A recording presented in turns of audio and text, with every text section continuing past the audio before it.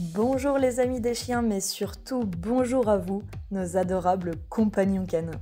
Bienvenue sur les podcasts Canicurieux du Centre Canin Eduxtucieux, exclusivement dédiés au service des toutous.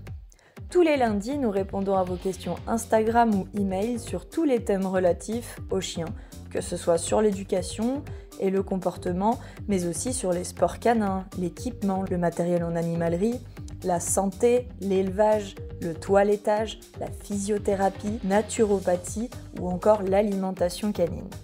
Vous pouvez d'ailleurs retrouver tous ces thèmes dans nos mini-séries dédiées sur YouTube, sur la chaîne Eduxtucieux et notre histoire et nos services sur notre page Instagram à Neji the Lazy Sam ou encore simplement sur notre site, compte TikTok ou notre page Facebook.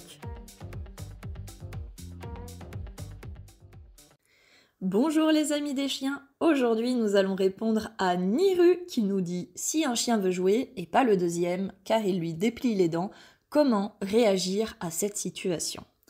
Bon alors Niru, bonjour! Déjà pour faire très simple, pour commencer, on est bien d'accord que tu as déjà compris Niru que le deuxième chien ne voulait pas jouer avec le tien.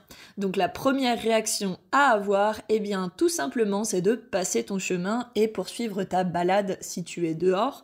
Ou si le chien qui ne veut pas jouer est dans la même pièce que toi avec ton chien, eh bien il faudra que tu gères ton chien en premier qui est en train de l'embêter et est insistant probablement en mettant un stop clair et en redirigeant sur un jouet d'occupation par exemple ou un coucher en fractionné plus loin. En gros, pour le coucher en fractionné, chaque fois que ton chien va l'embêter, tu lui dis « laisse » ou le mot que tu veux, et si ton chien ne t'écoute pas, tu fais plusieurs fois un coucher un peu plus loin en augmentant progressivement le temps de maintien de la position couchée en allant de 5 secondes à 1 minute au fur et à mesure que tu le fais. Mais tu dois le faire immédiatement, Niru, après qu'il ait embêté. N'attends pas longtemps. Ainsi, il va comprendre que chaque fois qu'il va embêter l'autre chien, il doit aller à sa place et se poser. Or, c'est justement l'inverse de ce qu'il propose. Donc par opportunisme, eh bien ton chien va vite comprendre qu'aller embêter l'autre chien n'est clairement pas à son avantage. C'est chiant pour lui, vu la suite que tu donnes. Donc il va arrêter de lui-même et rediriger tout seul son excitation sur une autre activité. Ou, à défaut, s'il est très jeune, tu peux tout autant l'attacher et le garder non loin de toi vers tes pieds. Je t'entends déjà me dire, Niru, mais pourquoi? C'est l'autre chien qui est agressif, non? Eh bien non, Niru, car si le chien était agressif, il serait venu avant même que ton chien ne le voie et lui aurait sûrement sauté dessus pour l'attaquer gratuitement. Or là, regarde bien, la situation est tout à fait différente. Pour une raison ou pour une autre, le chien inconnu n'a pas envie de jouer justement avec ton chien qui est probablement plein d'énergie. Soit parce que c'est un chiot et qu'il est un peu trop haut en énergie, donc le chien veut d'abord qu'il redescende avant d'envisager pourquoi pas jouer avec lui plus tard, soit parce qu'il n'a rien contre les chiens mais ne veut pas qu'on l'emmerde parce qu'il est bien et ne veut tout simplement pas jouer. Soit parce qu'il est âgé ou veut tout simplement peut-être aussi se reposer ou être tranquille dans une autre activité que celle de jouer avec ton chien.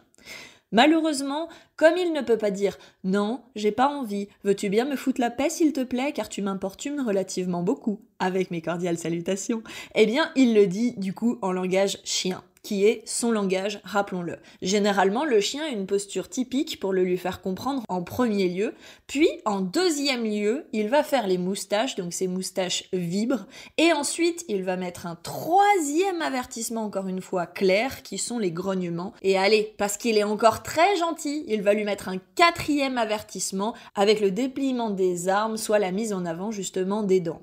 Et au bout de 5, Niru, il faut pas déconner, il va probablement lui en coller une. Alors, il va pas le frapper, qu'on s'entende bien, mais il risque de le remettre en place en le pinçant ou en le faisant clairement dégager. Tu lui diras d'ailleurs merci, car cela aura appris à ton chien qu'au bout de 4 avertissements, ça fait quand même déjà beaucoup pour dire « fous-moi la paix ». Le maître mot de cette histoire, c'est de distinguer qui est la vraie victime. Ici, c'est le chien qui déplie les dents et probablement pas le contraire. Donc apprenez bien le langage des chiens, mais surtout apprenez bien à comprendre les situations et percevoir les contextes. Si les chiens peuvent éviter de se blesser, ils le feront toujours. Ce n'est pas du tout dans leur intérêt. Ce sont des opportunistes et croyez-moi, ils pensent d'abord à eux avant tout, donc aucune utilité finalement pour eux de se blesser. Faites-leur donc un peu plus confiance dans leurs décisions et essayez de les comprendre surtout, que ce soit votre chien ou un autre.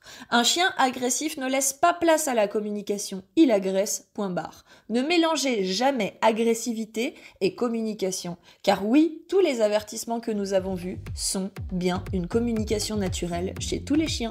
C'est leur langage et chacun, je dis bien, doit apprendre à le décrypter. C'est notamment ce pourquoi vous devez faire la sociabilisation aux chiens dès leur plus jeune âge pour poursuivre le travail de transmission de ces codes qu'a déjà démarré la maman.